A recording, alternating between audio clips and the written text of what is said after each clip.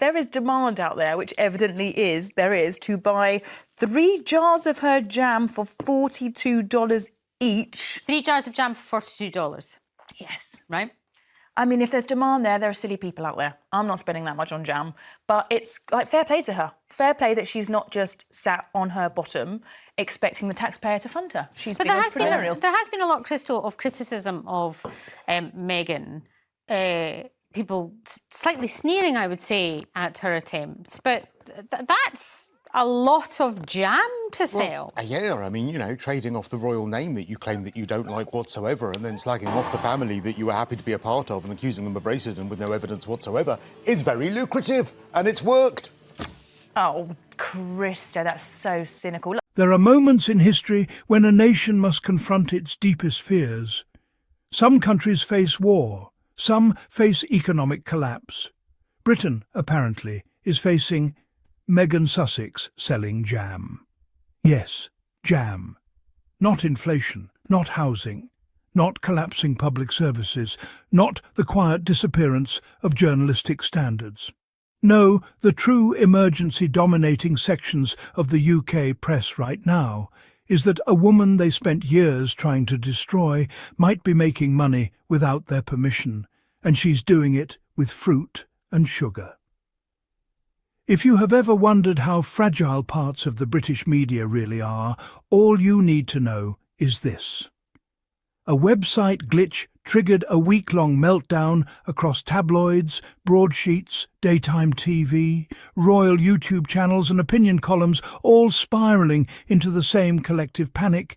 What if Meghan Sussex is successful? And when I say panic, I don't mean curiosity. I don't mean investigation.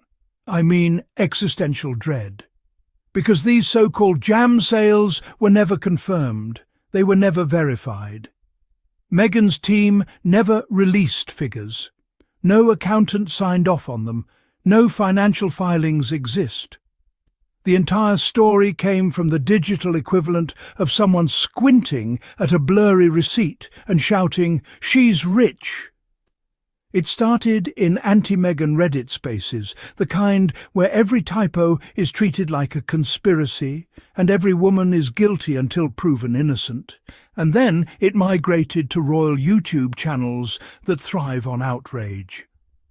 From there, it was gently lifted by journalists who forgot that journalism involves things like sources, context, and facts. But did that slow anyone down? Of course not. Because the numbers didn't have to be real, they just had to be threatening. The idea that Meghan Sussex might be financially thriving outside the royal system is like garlic to a vampire for certain parts of the British press. It burns, it offends, it makes them hiss. And that is how we ended up with headlines, TV panels, and opinion columns treating an unverified technical glitch like a national accounting scandal. Imagine if every website bug in Britain was treated this way. Half the media would be investigating Tesco every time a cucumber rang up as a carrot. But Meghan's site glitches, and suddenly it's Watergate. The Telegraph's William Sitwell is a perfect case study in this madness. In his own column, he admitted the figures were likely the result of a technical issue. Then, with the journalistic equivalent of shrugging and diving off a cliff, he used them anyway to pass judgment. That is not reporting. That is astrology. And Sitwell doesn't come to this story neutrally. Oh no. This is the same man who once devoted an entire column to mocking Meghan for attending a women-only vegan dinner in Los Angeles, calling it the worst dinner party in history. Apparently, women networking is grotesque, but men in white tie dining with Donald Trump at a royal banquet is perfectly dignified. So when Sitwell now clutches his pearls over Meghan's alleged jam empire, what he is really saying is, how dare she succeed somewhere I can't control? Because when King Charles sells jam through Duchy Originals, it is called tradition. When Meghan sells jam, it is called greed. Same product, same jar. totally different moral panic. Funny how that works, and it gets uglier. Sitwell went so far as to suggest that people buying Meghan's products are gullible, stupid, easily fooled, which is a fascinating position for someone who just wrote an entire column based on a website glitch. But that contempt for the public is part of the story. Because what really enrages these commentators is not just Meghan's potential wealth, it is the fact that people might choose her. They might prefer her brand. They might support her business. They might like her. And for a media industry that spent years insisting she was universally hated, that is a deeply uncomfortable possibility. Here's the part they try very hard to erase. Meghan Sussex was a self-made millionaire before she ever married Prince Harry. She built a career, she built a platform, she built a brand. She did not marry into success, she arrived with it, which means something very inconvenient is true. The Sussexes' independence did not come from royal allowances. It came from Meghan's ability to earn. Without her business sense, without her global appeal, without her marketability, Harry's exit from the institution would have been infinitely harder. Meghan did not drain the monarchy. She enabled freedom from it.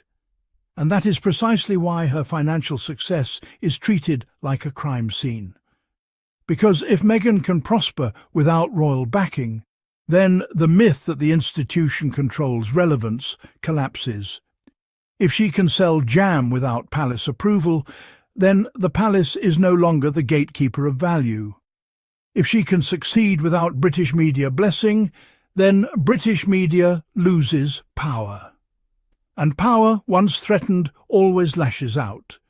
This is why the noise is almost entirely British. Meghan's products aren't even sold in the UK. No one there can buy them. No one there is affected by them. Yet the outrage is concentrated there because the real issue is not commerce. It's pride. On Jeremy Vine's show, the conversation slid almost immediately into grievance. Commentators accused Meghan of trading on her royal status, which is ironic because the entire point of her leaving was to stop being defined by it. What they really mean is she refused to stay small.